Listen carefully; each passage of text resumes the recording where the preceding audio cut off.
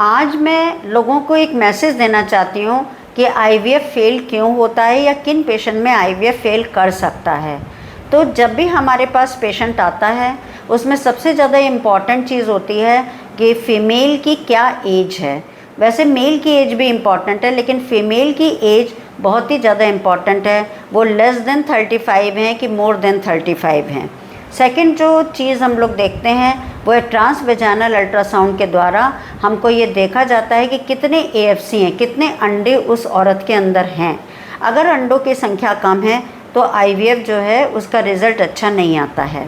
As ज़्यादा होने की वजह से भी, क्योंकि एनोप्लाइडी का चांस ज़्यादा रहता है, इस वजह से बढ़िया एम्ब्रियो नहीं बन के आ पाते, और एम्ब्रियो अगर अच्छे नहीं हैं तो इस महिला के अंदर प्रॉब्लम आ सकती है और आईवीएफ फेल कर सकता है। तो किसी भी कपल जो कि पेशेंट डॉक्टर के पास में आ रहा है, उसके हस्बैंड के अंदर शुक्राणु को देखना, ये शुक्राणु की काउंटिंग, उसका मोटेलिटी, उसके अलावा उसकी मॉर्फोलॉजी अच्छी है कि नहीं, उसमें डीएनए फ्रेगमेंटेशन तो नहीं है।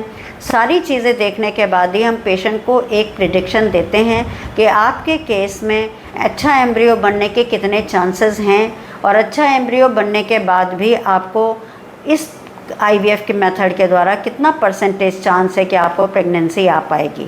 अगर आपके एम्ब्रियो बहुत अच्छे बने हुए हैं, एंडोमेट्रियम आपकी बिल्कुल अच्छी थिकनेस आ रही है, उसके बाद भी मैं ये बताना चाहूँगी कि प्रेगनेंसी आने का चांस 30 से 40% ही होता है।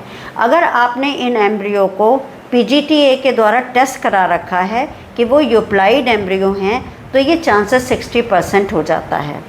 इसमें भी हम लोग देखते हैं कि डे 5 का ही एम्ब्रियो पेशेंट के अंदर ट्रांसफ़र करें, जिसे कि ब्लास्टोसिस्ट कहा जाता है, क्योंकि ब्लास्टोसिस्ट का इम्प्लांटेशन रेट बेटर होता है comparison to day 3 day 4 embryo के कंपैरिजन में। तो ये छोटी छोटी बातें अगर आप ध्यान रखेंगे और डॉक्टर से समझेंगे, डॉक्टर जो बता रहा है ध्यानपूर्वक सुनेंगे, तब आपको समझ आएगा। क्योंकि बहुत से पेशेंट एक बार आईवीएफ कराने के बाद ही निराश हो जाते हैं कि मेरा प्रेगनेंसी टेस्ट पॉजिटिव नहीं आया। तो हर पेशेंट में पहली बार में आईवीएफ पॉजिटिव नहीं आता है। कम से कम आप 3 साइकिल आईवीएफ के ज़रूर ट्राई करें। उसके बाद भी अगर आपका नेगेटिव आ रहा है तब दूसरे टेस्ट और कराए जाते हैं कि क्यों नहीं ये बेबी इम्प्लांट कर रहा है।